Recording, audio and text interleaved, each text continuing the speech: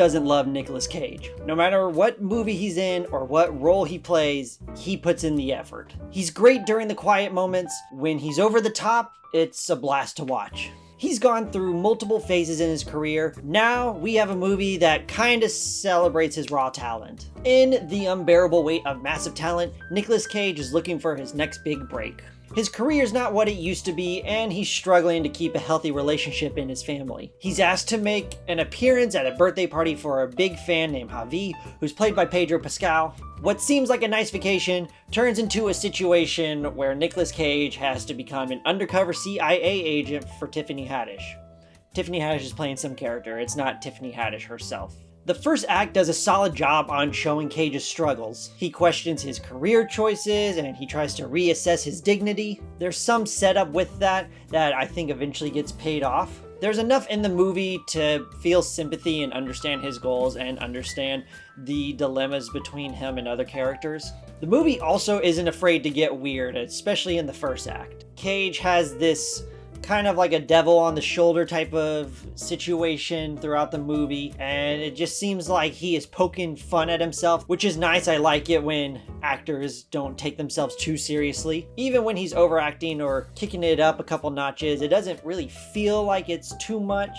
Him and Pascal together have great chemistry and they have really good comedic timing as well. Part of that has to do with the contrast between their characters. Cage is playing himself with a little bit more alertness compared to other characters, whereas Pascal is playing an awkward fanboy. That dynamic makes the first half of the movie like a fun, goofy buddy comedy with some action in it. Not every joke hits, but the satire does make the script fun.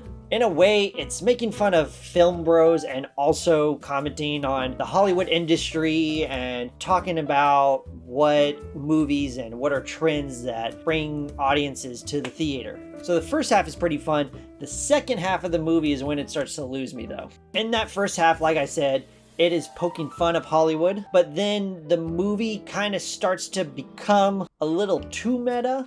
The comedy starts to dwindle and it regresses into a generic action comedy. The plot tries to eventually force Cage's family drama into this action, and resolving it through action pieces doesn't entirely work for me because it becomes stuff that we have seen before. Sharon Horgan plays Cage's wife in the movie, and she's pretty much underused throughout the entire thing. It's not until the third act she feels like a part of the plot, and she's used a bit more creatively too. It still eventually becomes a hostage scenario that feels a little too familiar.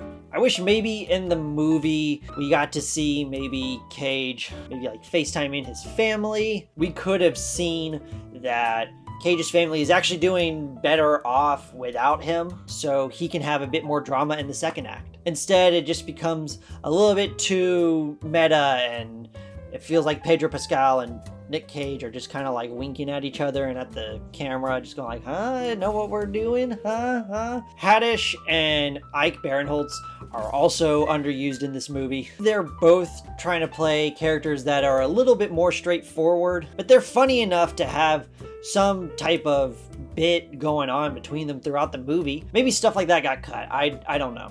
The script also sort of becomes what it's trying not to be. In the first half, they're making points about modern Hollywood blockbusters, but then the movie turns into that. It becomes that. I can see they tried to do something a little bit different, but the movie tends to forget the ideas that were presented in the first half. There's also a point in the movie where it really becomes predictable, not even with the action pieces, but they're being really meta about this, so this is probably what they're gonna do for the ending, and I was right.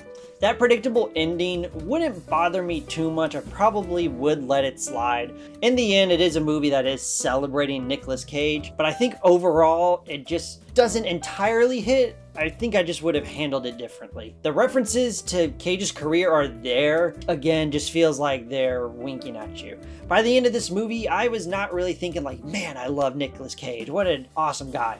I do love Nicolas Cage, I do think he is awesome, but this movie didn't really make me think that. I know in my last review I talked about like how Michelle Yeoh is celebrated a lot and Everything Everywhere All at Once. I was hoping maybe something like this would happen, however it didn't entirely land the way I wanted it to.